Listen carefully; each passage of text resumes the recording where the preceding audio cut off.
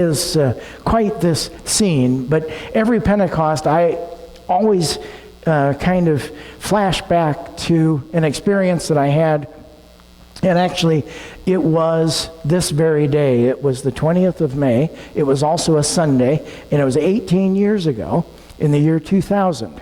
And serving the church in Denver, I'm going to have to get a drink of water, I'm sorry.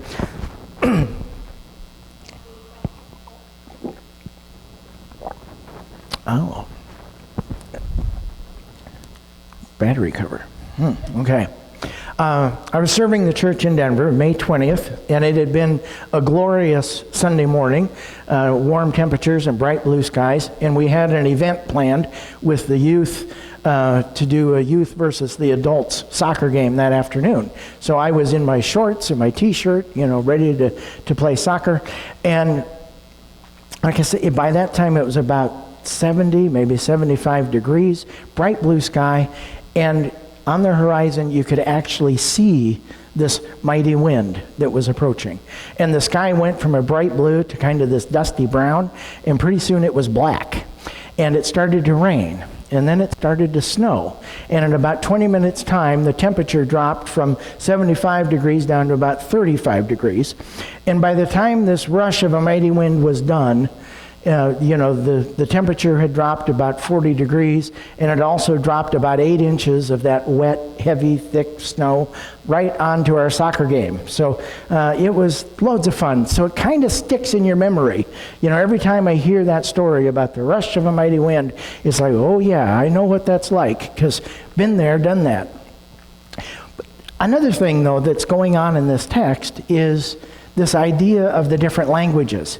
And I don't know how many of you have been around different languages, or when somebody is speaking, their native tongue and you're not familiar with it, how odd it sounds and how kind of chaotic it seems, and nothing makes sense. We've had the honor of traveling internationally a little bit, and it's always kind of a relief when the desk clerk at the hotel or the wait staff at a restaurant, if they speak English, because it makes it so much easier to communicate. If you've ever visited where a lot of people go, like say a national park, for example, chances are good that you'll see or encounter a group of individuals and they're maybe speaking a different language, and you think to yourself, this just doesn't, it's remarkable how this makes sense to people, because, it certainly doesn't make sense to you, and it can be kind of disorienting, and it can make you feel, a little, you have a little anxiety sometimes around that. But what really is interesting is when there's a whole nother language, and you don't have any idea what they're talking about, but it's English. That happened to anybody recently? Yeah. Anybody shop for a TV recently? Used to be that you had a couple of choices. You want color or you want black and white. Do you want the portable 19-inch or do you want the console 25-inch? Yeah. Now there's numbers and there's letters and there's formats, and it just goes crazy over the TVs. And I find this really interesting to think about the combination of this information onslaught that comes to us every once in a while, whether it is our cell phones or our computers or whatever it is. All of this information seems to dump on us like the rush of a mighty wind. It just comes upon us, and to make it worse, often it's in a language that we just simply don't understand. I'm just now figuring out what an app is for my cell phone. And don't even get me started about computers. Once you figure out what a term really means in a computer, then it's obsolete before you even have a chance to use it in a sentence. It just changes so fast. So there's these couple of things that are happening. And I wanted us to view this event in Pentecost through the lens of something that has been happening within the United Methodist Church for quite some time. And of course, what I'm talking about is this issue that we used to call homosexuality. It used to be just one word, and most of us knew what it meant. But now, the issue is expressed as full inclusion of our LGBTQA brothers and sisters. Now, I remember when it used to just be the LGBT or LGB. And then they started adding letters, and I remember thinking, oh, brother, pretty soon we're going to have to recite the entire alphabet. And I think that this is important for us because in the not too distant future, things are going to be changing in the United Methodist Church. I can't tell you exactly how they're going to be changing, but there are going to be changes. And as a local congregation, we're going to have choices to make, and it's important for us to make informed choices. And so I wanted us to explore this language barrier that we have a little bit, and think about and talk about all of these different letters, and what that might mean for us, and how we can improve our understanding around the letters. Now, I can tell you what each letter stands for, but that doesn't mean that you understand it. I can tell you that in this equation of Einstein's theory of relativity, that E means energy, and the M means mass, and the C stands for the speed of light, and the speed of light squared. But I can't explain it to you. I can't tell you what it means. I can tell you what the letters stand for, but I can't tell you what it means. And that's a little bit like what I was hoping to be able to do with you today around this issue. In order to do that, I wanted to use an example of computers. Now, I need to throw a disclaimer out there. I'm not any kind of a computer guru. I know a little bit about computers and a little bit about how they work. I'm not all that tech savvy, and if one breaks, I have to take it somewhere else to let them work on it. But I do know a little bit about the language that computers operate in. And it is called binary language, or binary code. Bi meaning two, and nary meaning number. And everything that a computer does, absolutely everything, can be boiled down to ones and zeros. That's how they think. That's how they work. So this binary code is simply ones or zeros, and each code, or each little bit of information that is either a 1 or a 0, then can be turned either on or off. So what that means is that you have one little tiny bit of information, and there are 4 options with that one little bit of information. Those options are, it can be a 0, it can be a 1, if it's a 0, it can be on or off, and if it's a 1, it can be on or off. And so all a computer is a bunch of switches, and they're constantly switching things on and off and interpreting these ones and zeros, and that's oversimplification, but it's close, but close enough for our purposes. That's why if you introduce 2 bits of information, the 4 options goes to 8, and then 16 and 32 and 64 and 128 and 256 and 512 and 1024. Now it's possible that some of these numbers look a little bit familiar to you. In computer speak, these numbers come up all the time. And that is a product of the binary code that computers use. So just to give you an idea, that everything that we do with computers is based on just those 2 numbers, just the ones and the zeros, and the idea that they are either on or off. I don't know if you remember back in the day, the computers were monochromatic. Anybody ever use a screen that was just green or amber colored sometimes? Yeah, okay. And pretty soon it was a big deal when there were 16 colors available on the computer, and then it was 64, and now it's like 6 million, and nobody even pays any attention anymore.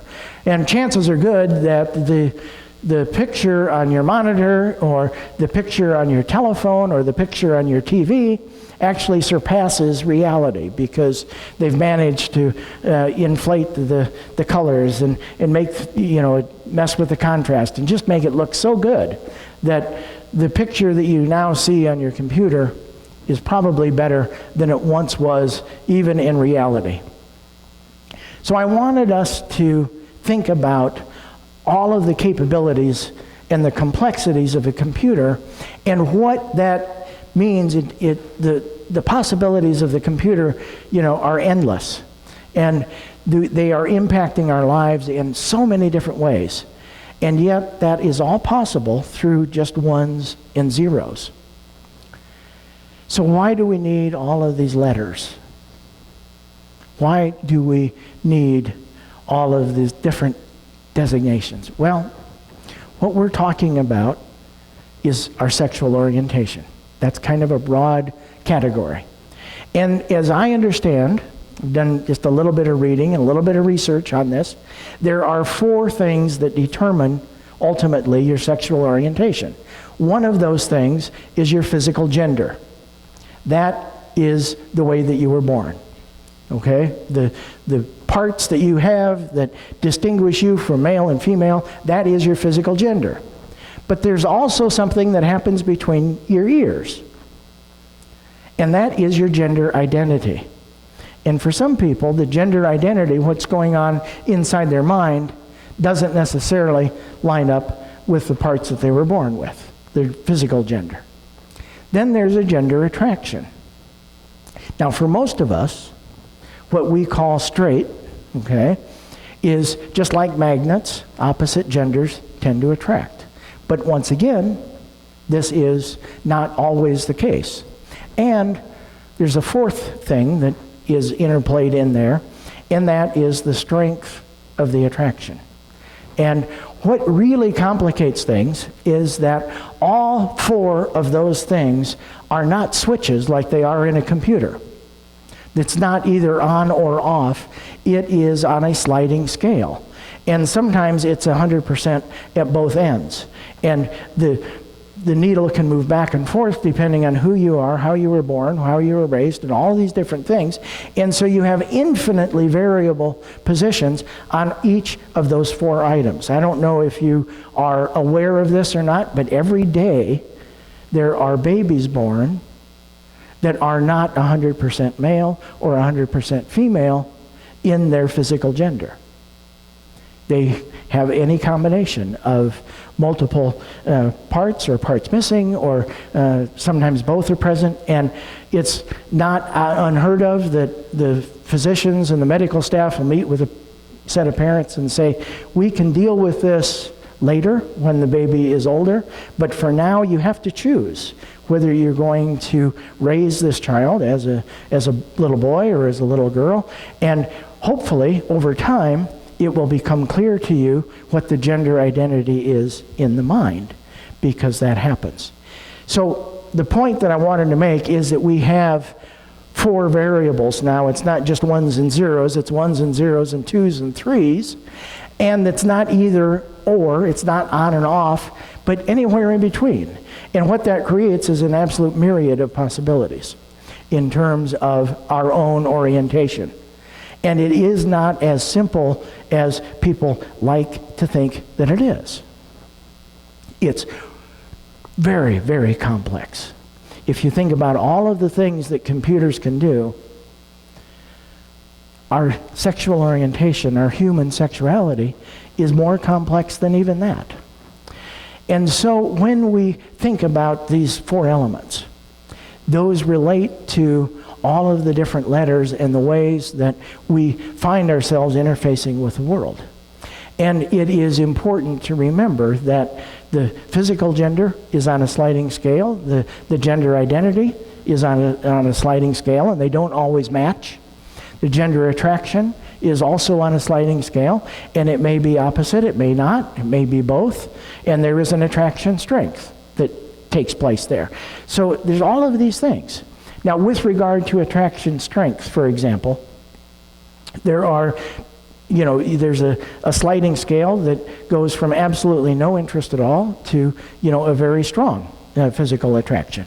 And that, again, can be either gender or both genders. But those that experience very little attraction, they are called asexual. And that is what the A stands for in the series of letters LGBTQA, is the asexual. You can get a glimpse now of how complicated this really is. And the LGBTQA community I don't like this word, but they sometimes self-identify as queer. And what that means is that they have not yet figured out where they fit in all of this array of possibilities. Some people change the word queer to questioning, which I kind of like that better because it's still a process. They still don't fit neatly into any one particular category. And of course, we talked about those that maybe have a gender identity that is different than the physical gender that they were born with. And that, of course, is a situation that we call transgendered individuals.